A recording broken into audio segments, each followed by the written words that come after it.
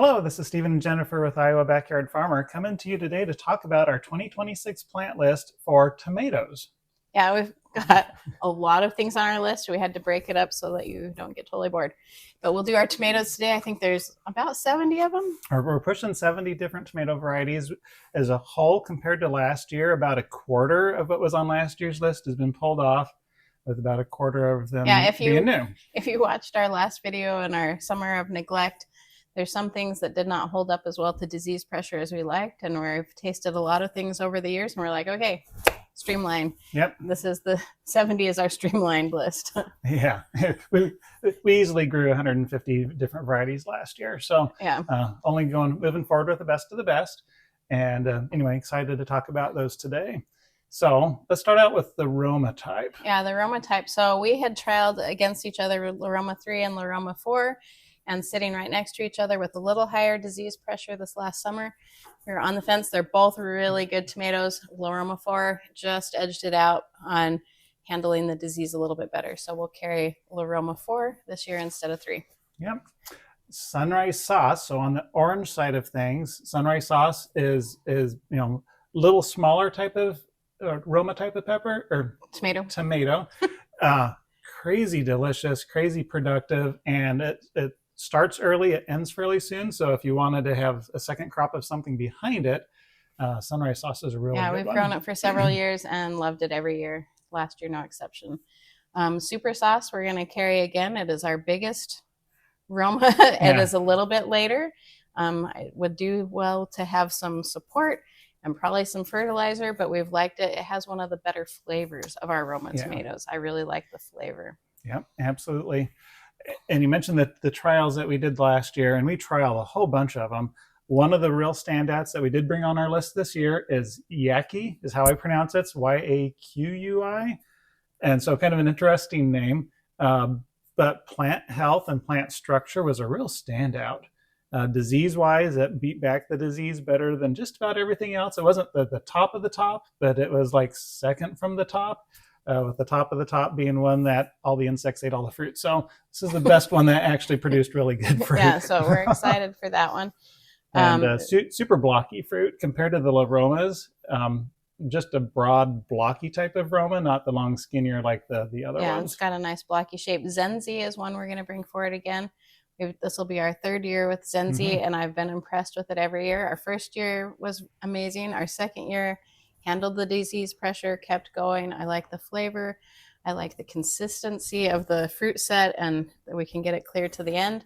And the nice thing about Zenzi, it is a dwarf indeterminate, and so it doesn't sprawl. it gets 4 or 5 feet tall, which compared to 8 or 9 feet on some of our other indeterminates is a much shorter plant. You can put a decent sized cage on it, and it handles it just fine. Yep. And it's really productive, really high quality fruit.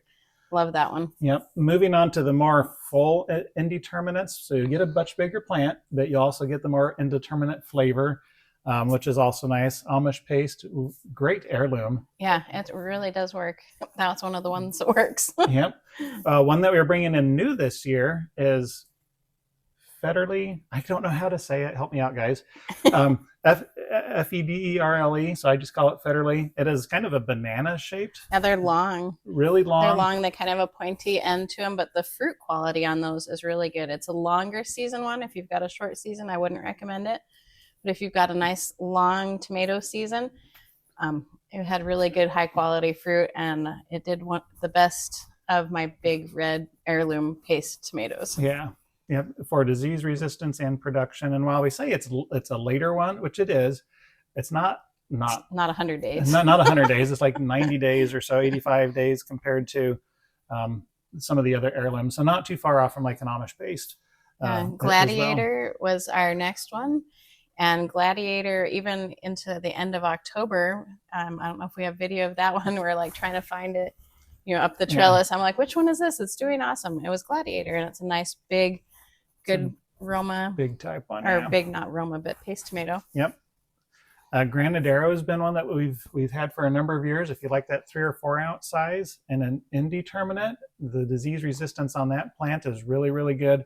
Crazy productive. Yeah. If you want a classic looking Roma, On an indeterminate, that's your best option. And it's really consistent fruit size.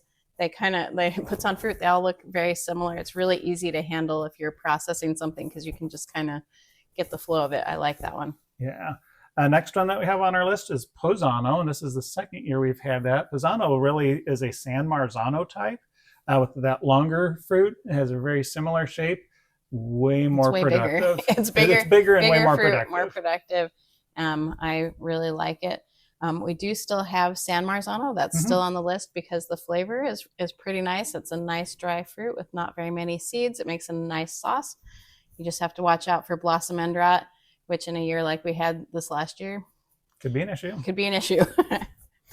Yeah. So switching gears, let's move down to the smaller. Let's look at the cherry, even the small cherry through the big cherry, even the grape size ones for a minute. And we've trialed a ton of different varieties this year.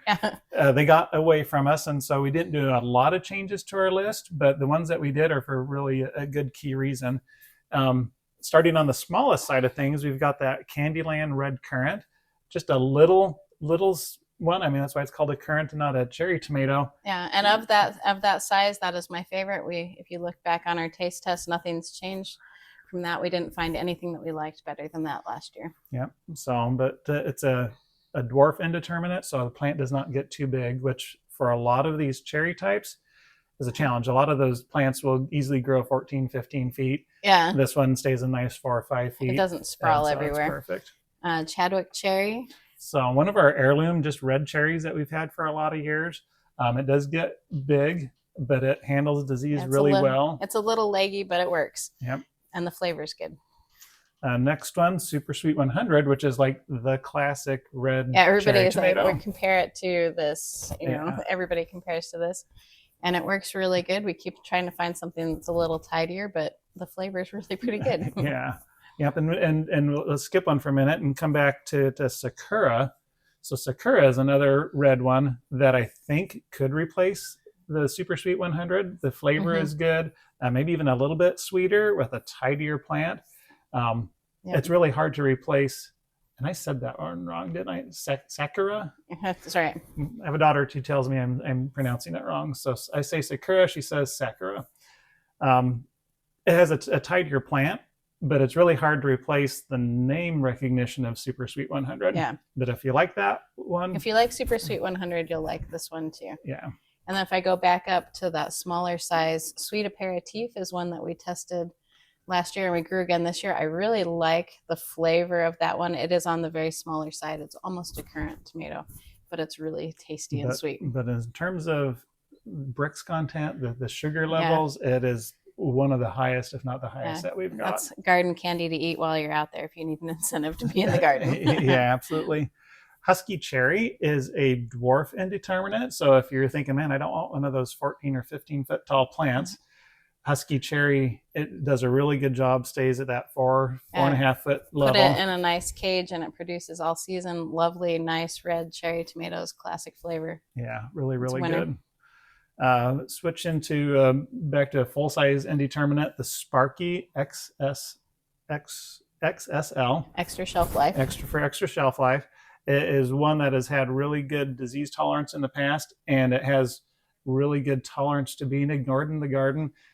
It can handle less consistent water compared to some of the others and still produces a really good fruit. And it's got a fun coloration. And little stripes on it. So it's a really fun one.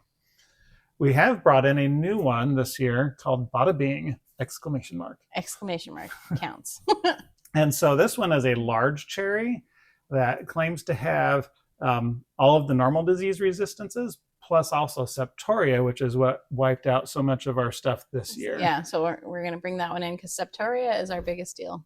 And it is also a dwarf indeterminate, so should get to that, 3, 4, 5 foot tall at the top end. Size-wise, probably very similar to like a Mountain Magic. But if you like a little bit of a bigger cherry, that one should be a really good one to try. So looking forward to that one. It's bred by the same breeder as Sparky. Some of the others that we maybe will call out today, same breeder who's really focused on flavor and disease resistance. And that's a winning combination. I'm excited about all those. Yeah. So This bada one, bing. that was a 2026 AAS winner. So that's So one it of is the brand new. We did not trial it this last year because it was not available. And so this is the first year, but knowing what we know about everything else from that breeder, I'm excited to really, give it a really shot. excited for Yeah. it. Juliet is one of our, going back in time, that's one of our old standards. Every once in a while, we tested it against a different one last year, and they both did really well, but I'm like, but it didn't beat it. It did so, not, yeah, the newer one did not beat the Juliet. And so I like it. It's kind of got not as sweet a flavor as these higher bricks, newer cherries, but it's a really nice, very large, I'll say very large grape tomato. Yeah, very large grape or a very small paste type of tomatoes, yeah. But very productive. Raspberry drop is one we've had for a couple of years that I've really liked the flavor. It's a pink one. There's just something about the flavor profile. It's like eating a little piece of candy for me. Yep. And so I've really, really liked that one. And it holds its size better, which is why it beat out some of the others that you might not see on your list.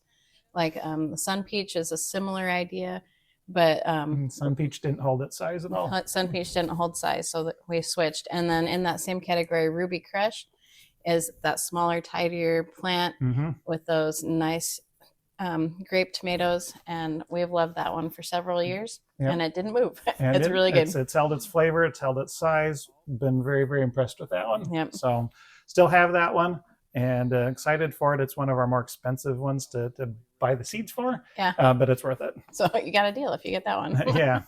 So as we change colors a little bit, let's look at some of the darker ones. Black cherry is one that we've had for a lot of years, and just has a really unique flavor that if you like it, you love it. And yeah, traditionally that's one of your favorites. You go seek that one out in the garden. It's got a nice, good flavor. Yep, absolutely. We're going to bring in a new one this year, another new one, darker than that. It's one of the indigo. Yeah, so ones. One called Indigo Blueberries. And if you go look on the Wild Boar Farms, the breeder of this one, and they do all sorts of really cool and crazy looking things. This is their number 2 selling one, and I've seen it promoted in a lot of different places because it has a really, really good flavor. And that just a really pretty, if you haven't seen an indigo tomato before, look at the pictures here. Just a really, really pretty one with really good nutritional profile because of the extra anthocyanins. Yep. So, and I really have liked different breeder, but Rosella was our flavor test winner, and I didn't taste anything this last year, even informally, that I liked better. The Rosella has a really nice fruity flavor that is a standout thing. Yeah, absolutely. It'll be really, really hard to find anything that has better flavor than that. That's one of those, am I eating a fruit? A sweet fruit, or am I eating a tomato? That one, if you like a fruity tomato, that's a winner for you. Yeah. You got actually good feedback on Too Tasty. This is when we sell plants, sometimes people send us pictures later on how it did, and you wouldn't believe this and stuff. And Too Tasty was one of those this year. Yeah, we got a video back from somebody said, well, here's the beginning of the plant. And we walked around the trellis to the other side and come around, and here's the other half of the plant. So it is a bigger plant. But when it's loaded with tasty fruit, why are we complaining? It's a bicolor, a little bit bigger than some of the others on this page. If you wait till it gets ripe, a fantastic flavor. Yeah. If you pick it before it's ripe, it's like anything else. It's going to taste like meh. It's not all that great. So you do have to wait until the bottom part of it is red. Yeah. If you don't do that, you're not going to be impressed. If you have the patience to wait, you'll find it to be one of the most flavorful tomatoes that you can buy. Yeah, I really like that one. The yellow tomatoes are typically my favorite. I like the bright color. They pop out in the garden. The kids always go for those because they notice them really fast. Sunrise Bumblebee we're going to bring back. It is not necessarily my favorite of all the yellow flavors. It's a good flavor, but I love the coloration on that on the fruit, and I like the habit of the plant. It has a really pretty leaf design. How it grows is really pretty for me. Yeah. So, and it is really flavorful. But if you compare it to the next one, Sun Sugar, which we've been selling probably since our very first year of selling tomato plants, Yep. One of the ones that's held on all those years, Sun Sugar, hard to beat for flavor, really, really good, very high bricks content. And we did run it against, we had a whole bunch of orange ones this summer that we didn't get on video taste testing. You know, we had citrine, we did the original Sun Gold, we had a whole bunch of other things, and still Sun Sugar was kind of a standout. Still one, so no issues there. Next one, little yellow with some pinky stripes to it, Tropical Sunset. Yeah, and this is my daughter's favorite. This is the one she goes for. It's a nice bigger yellow, or bigger cherry-ish. It's kind of got a point to it. And sometimes it's completely round, sometimes it has a little bit of a point. Yeah. It's kind of interesting. But the flavor is really good on that one. Yep, and it is really, really pretty. Next one is Yellow Patio Choice. And so this is a determinate. And so if you want something that's not going to get really big, that is a really good one. We trialed that against two or three other varieties that were determinants. Of yellow. Of yellow cherry types of tomatoes. And they all had very different, distinct flavors. But at the end of the day, we liked the Yellow Patio Choice flavor the best. Well, and it's not just the flavor. I think the plant itself, the structure, how much fruit you're getting, how compact it was, all those things. It was just a little bit better. And it held, for a determinate, it produced later in the season than the others. Yeah. So I remember one of the others was maybe even more productive, but for a much shorter time period. Yeah. So I liked the range of this one. Yeah. And then your new favorite. Yeah, one of my new favorites this year we brought in and trialed in a couple different locations in our backyard is Sunset Torch. And it's probably related to Tropical Sunset. Yeah, it's got it's more elongated. Yeah. It's a little bit bigger. And you would just bring in handfuls of this one and be like, look what it did. I would bring in handfuls of what I hadn't eaten out in the garden. And the flavor was fantastic. Yep. Nice and fruity. Wonderfully fruity. A lot of times the tomatoes of that shape are prone to splitting. Yep. We had no splitting issues. Disease resistance was much better than a lot of the other ones like this. It was a terrible tomato last year. This one was one of our outstanding ones. And it was one of the earliest to produce, and I was picking tomatoes off of it till we pulled them up like in November. Yeah. So that was one of our standouts from last year. If you're wanting to try a snacking tomato that's a little bit bigger than a cherry, that by far would be my highest recommendation. Yep. And then if we come up a little bit in size, we're going to go to those smaller tomatoes, but red ones. Yeah. So just in general, looking at the slicers, we got smaller slicers and bigger slicers. Yep. And we'll move into some of the beefsteaks. But a new one that we added this year is Early Doll. Yeah, it was one of our standouts from last year. Remembering that it was a terrible tomato year, this one was early, it was productive, and the plant stayed in good health till the end. We're still harvesting at the end. Yeah. So probably the earliest to harvest all the way to the latest to harvest for a determinate type of slicing tomato. It's a little smaller, 4 to 5 ounces. So if you want like a great big one, that's not the right one. This would be a really good salad tomato. But if you want something that's a little smaller, 4 to 5 ounces, I don't think you're going to find a better producing, better flavor tomato like that. Yeah, it was a standout on our determinants. It was a real surprise. Of course, we will always have Celebrity or Celebrity Plus. They're kind of, flip it heads, tails, which ones I have seeds of. But they grew, they hung with it, even with our high disease pressure, and the flavor is really pretty good. Yeah, for a determinate type, you're not going to find the classic heirloom flavor on any determinants, period. But if you just look at all the different determinants, where's the really good flavor? Celebrity was really good. Some of the others that we brought in were really good. Anything that doesn't have really good flavor, we dropped it. Yeah. And so that is important to us. So Celebrity was in there. Did bring in a new one this year that won the top of our trials for disease resistance this last year. It's noble that you call it trials in our garden of neglect. But yes, Wonder Star Red hung with it, was our best performer, and did not succumb to the disease, kept putting out beautiful red tomatoes, consistent size, without splitting, rotting, or doing anything weird. Yeah, all through the season. So when we did our disease trials, which is basically taste trials that went awry. Yeah. It was by far the top for disease resistance, and Yeah. flavor wise was way up there with everything else. Really impressed with that particular variety. Yeah, and it's really not very big. And so if you're looking for a patio plant or a pot plant, that would be a really good one. It's more compact than the celebrity and the other ones. And one of the nice things about it as well, so yeah, 2 to 3 feet tall would work perfect in a pot or a container, no issues there, or in the garden as well. But as a determinate, it produced both early and late. And so at the very end of the season, when I was pulling out tomatoes, I was still looking at that plant going, the plant is still green. It's still producing. Do I pull it out at the same time as everything else in November? And so yeah, that was very impressive. And right up there with it is red snapper, which we have. I didn't think very much of it when we started, but we put it up against some of the others, and it was the second best for disease resistance and also had very good flavor. Yeah.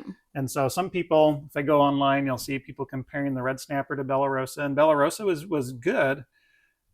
If you really liked Bella Rosa this year, I'd actually try the red snapper coming up, because the red snapper is a little bit bigger, a little more disease resistance, and comparable, if not a slightly better flavor. Yeah, which we didn't do side by side, but they were all good. Yeah, and so we did include Bella Rosa this year as well, because that was our top seller for last year. No issues with it, but if you like the side by side comparison, I'd try the red snapper. In a bad year, the snapper, and so it might be just a weather thing, and some years some do better than others. Yeah, but I like them both. Yep. And then one that was our taste test winner from 2 years ago was the Beefy Red. Now, I felt a little bit misled because the description talks about how short of a plant it is. It's only 2 or so feet. Ours got 3 to 4 feet. So it did get a little bit bigger than what I was expecting this year. Flavor-wise, still a winner. Productivity was still very good. Does not have the disease tolerance of a red snapper or a Bella Rosa. Yeah. So that was the dinger on that one. But the flavor makes you be like, but this could be like one of those heirloom flavored tomatoes. And so with a little extra care, without so much disease pressure, that would probably be really tops on my list. Yep, absolutely. And then a new one. We're bringing in 2 new ones to the determinate slicer category of different colors. And we've had people ask in the past, can you get us a black tomato that I can grow in a container? And historically I've said there's not any really good ones. Well, we've tried a bunch of them, and I've not been big fans of how they've worked, but I think I'll like this one. Yeah, so we were bringing in one called Black Sea Man. Comes from the area of the Black Sea. And it is a shorter determinate with really good flavor. Yeah, and it's not going to be that tall. Yeah, so if you need one that grows in a container and you really want a black tomato one, that's the one I would try. Try the one from the Black Sea. That would be good. And then the other one that we were bringing in is Carolina Gold. Similar questions of, well, can you get me a determinate that it can grow in a container that is either really low acid, which this one has big claims to fame for, but just doesn't get really big, but still produces really well. And Carolina Gold was by far our trial winner this last year. It was in a spot that the disease got really bad, and it was definitely hit by the disease. The others that were right next to it were dead. It's a good trial. And so it produced way more fruit, bigger fruit. And it has a beautiful color. It's more of a gold color than just a yellow. Yeah. And so it's a very nice looking plant. Yep. It's a very nice looking fruit. And a lot of the reviews online just talk about how it is a really good low acid one for those that struggle with acid issues for tomatoes. Yep. So that's a good one to try. So that's a new one. So moving on back to the reds, indeterminates, move to a little bit bigger ones. A lot of these are kind of a start small, then we'll move to some of the bigger ones. Yeah, so this would be about a 6 to 8 ounce size slicer. Yeah, so Ruby Dawn is one that we brought in last year, and it was a very nice 6 to 8 ounce compact indeterminate, so it doesn't get near as big. You're not looking at a 10 or 14 foot tall plant, but it will get 5 or 6 foot tall. Yeah, or 8 feet tall with help. It was just how much you feed it. It was very productive and very tasty. Yeah. So just a really good slicer tomato. It is really good. And I always like Arkansas Traveler. That's been on our list probably since we started too. Yeah. And it always performs, and it did especially well under adverse conditions. It's known for setting well in heat. It did not totally get destroyed with our disease pressure, and the fruit taste is delicious. Yeah, and I've have coworkers from my day job who have talked about this one for a lot of years, and I can see why. It's just a real standout. It's very consistent. A lot of the heirlooms have disease issues, and that's one that's not been the issue for it. Yeah. We are trying a new one this year called the Early Blue Ribbon. We have gone through a lot of different varieties that claim to be the earliest, and a lot of them are really, really hard to grow. They're very susceptible to edema. So when you're sitting in the greenhouse, when we're dealing with stuff, they've been a real challenge. Early Blue Ribbon, part of the Blue Ribbon series. Hopeful that will not be an issue for us. And it's also even earlier than the Early Girl, New Girl, all the other early ones. So looking forward to that one. We'll look forward to that one. Jetstar is one that's been around for a long time. It was a standout in our taste trials. Mm-hmm. And in our Garden of Neglect, it did not perform. Yeah. It did not perform. And it's a really good one. Yep. Next one, Big Beef Plus. And you think of the classic big red tomato, really this is it. Its parent line, the Big Beef before the Plus, is one we've sold for a lot of years. They're very, very similar. As I remember the section of our garden where we had the Big Boy, the Better Boy, the Big Beef, and all of those big red tomatoes. This is the one that did best. This one was the one that did best and has, in my opinion, the best flavor for those big red types of tomatoes. The big red hybrids. Yeah, for the hybrids. Yeah. So we did also keep in Big Boy. It is one of the probably one of the oldest hybrids around. Yeah. And still is a really good winner. We sell a lot of it. It did not perform quite as well as the Big Beef Plus under disease pressure. Yeah. But it wasn't bad. But I think it could outperform it with fertilizer and a good year. Very likely, yeah. Big Daddy, probably a descendant of Big Boy is my guess, was kind of in that same category. It's certainly a step up from Big Boy. Very similar to the Big Beef Plus as a whole. Very good disease resistance package. Between all three of those, Big Beef Plus, I think, was a little better producing, probably still one of the better for flavor. But then we bring in a couple others. Yeah, so Blue Ribbon Original we had grown and was a good contender in our taste trials. We like the flavor of that one. I liked how that produced. It's a beautiful tomato. Yeah, so that one's really good. They claim that they're trying to beat Big Beef. I don't know. It's kind of a 6 of one, half a dozen of the other. The Big Beef one is really consistent. It sets fruit and sets it abundantly, very consistently. Yeah. Another one that we brought in this last year, and it's on our list again this year, is Blushing Star. So it's a newer one. It is a newer one. They claim, heirloom type of sweet. Honestly, I don't know that anybody's ever going to beat Brandywine. And so if that is your baseline, nothing's going to beat Brandywine. It's not going to do it for you. They're all getting closer and closer, though, with every new attempt. Improving. It feels like they used to breed for lots of other things, but they've recently reintroduced taste as one of those components. And so a lot of these newer ones, I feel like, do actually taste a lot better. Yeah. So that one claims to have septoria leaf spot resistance, which was one of our issues that we've been dealing with. It had a healthier looking plant this year, but it didn't look like some of the others that claim that as well on the determinate side. Yep. So want to trial it again.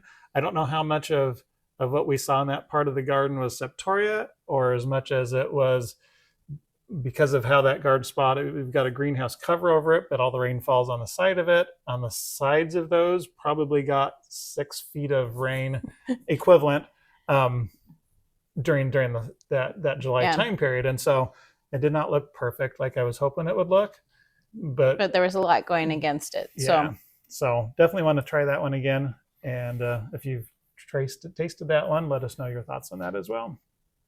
Hey, Hungarian Heart is one of the heirlooms, and we love the flavor. This is about the meatiest tomato that we have. It's kind of got that ox heart shape.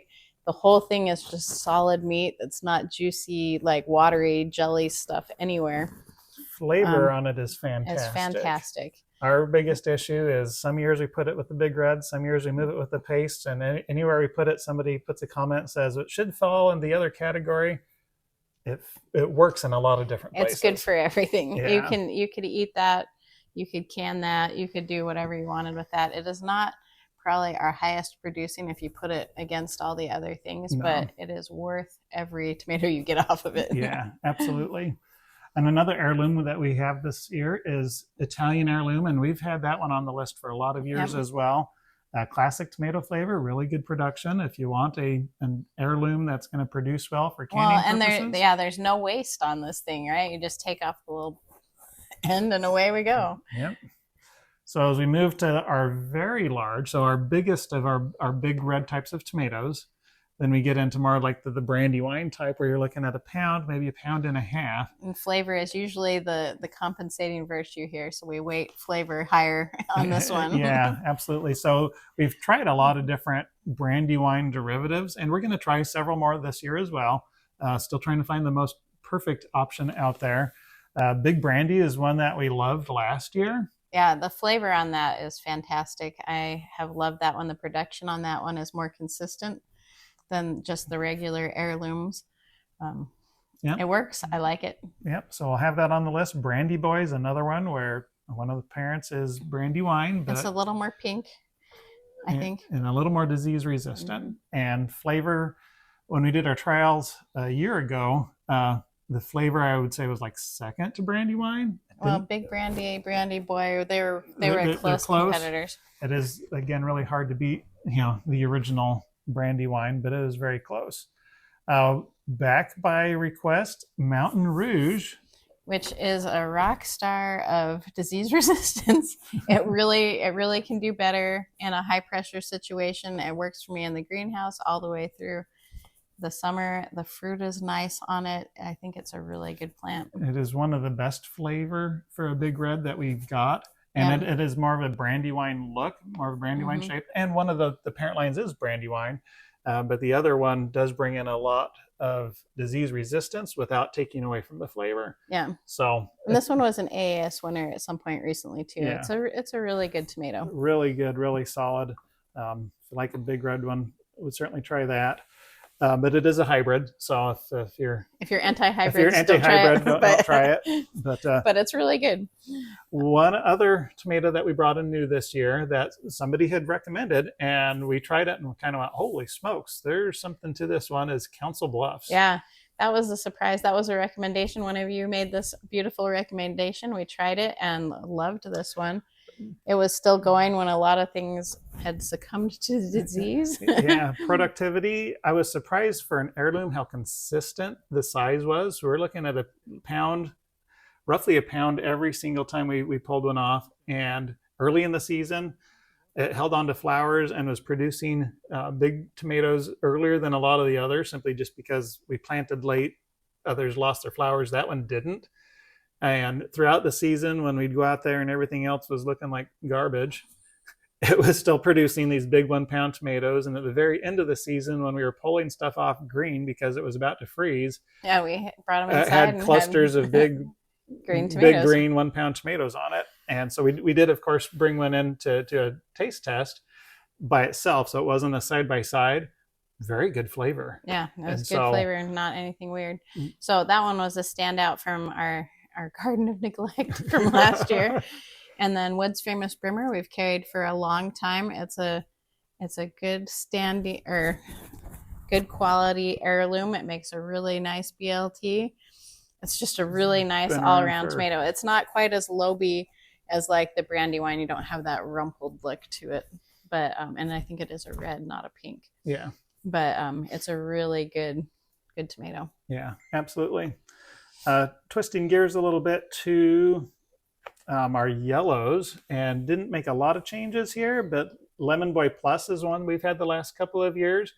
super productive and super good flavor. It's a standout every year. It comes early. There's a lot of fruit on it. The fruit tastes good. Away we go. Yep. Here we go. And now you're going to make me say this one, aren't you? The Dr. Wykes or Witch? Wychie. Yeah, Wychie is what a lot of people say. We've had that one for several years. Really good flavor. Yeah, I always look for that one. I always feel like it's a good tomato day if I have one of those in my kitchen to work with. They're really nice and meaty and has a really nice tropical fruity flavor. Kellogg's Breakfast is also another heirloom that we've had for a lot of years. Yep. I keep thinking, oh, we should only grow one of these two, but it's hard to choose which one. Mm-hmm. And so we're back to having both of those on our list this year. Yeah. And we grow both of them, and I really like them. They tend to, for me, have a slightly bigger core. Yeah. So if you're picking up on how much useful fruit I'm getting out of it, I would argue that the Dr. Wychie would have a smaller core, and Kellogg's Breakfast has a bigger core. Yeah. But the flavor is fantastic. Yeah, I would grow both of them, and we do grow both of them. We do. If you want something that is a little bit more modern on that orange side, Orange Wellington is one that we've had for several years, and we've trialed a lot of the different orange ones. And every time I've thought that each one was really good, and then we tried them all next to each other, and it's hard to pick favorite ones. They're all the best. Orange Wellington's really consistent. The flavor is good. I like that one a lot. Bright orange. It works. Yeah. It works. Yeah. And then pineapple is one that we've grown off and on, and I don't know why we haven't had it on our list, because I personally like it a lot. But somebody else asked about it this year, and I was like, oh yeah, let's put that on the list. Yeah, the only reason we've not put it on in the past is it is 90 days to maturity, so it is a later season one. But it's one of the best flavor that you're ever going to find. Yeah, and I mean, it's this huge, big, meaty fruit, and the flavor is fantastic. Yeah. I like it a lot. So special request, we added that this year. The Virginia Sweets is the last one on kind of our orangey list, and we've grown this the last couple of years. And my pleasant surprise at the end of this last season, going through, getting ready to clean stuff up, and there's this great big tomato sitting right in front of my face the way it was hanging, and looked down at the sign, and yeah, it was a Virginia Sweet. Yeah, so it gets outstanding for our year of total neglect being the last orange standing, or last yellow. And it was super good. It was really good. So as I look at our greens and darker colored tomatoes, no changes from previous years. Anise Noir, kind of the black pineapple. Yeah.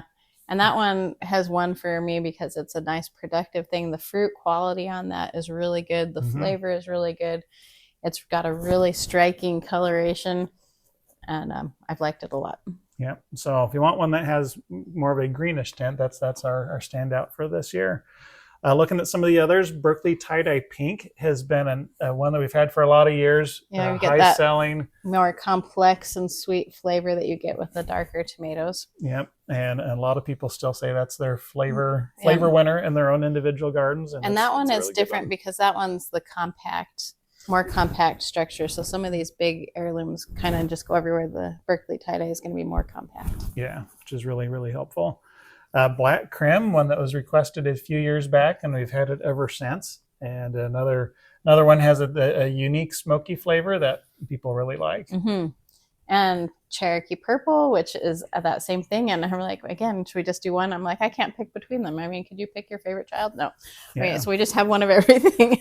Yeah, and one of the things that's unique about Cherokee Purple, whereas some of these others kind of have a little smoky flavor, it's more of a brandy wine type of sweet flavor. Yeah, so if you want that sweeter flavor, darker color with a sweet flavor, Purple Cherokee is your pick to go to. Yes, I like that one. And then Paul Robeson, another one with a really distinct sweet and smoky flavor. That it's one of those ones, if it's your favorite, it's your favorite. And people ask for it by name every year. This particular group, these purples, the blacks, people have their favorites, and they were like, and I need this one. And they get them every year because they're fantastic. Yeah, and the last one on our tomato list for this year is Sartre, something like that. It's French.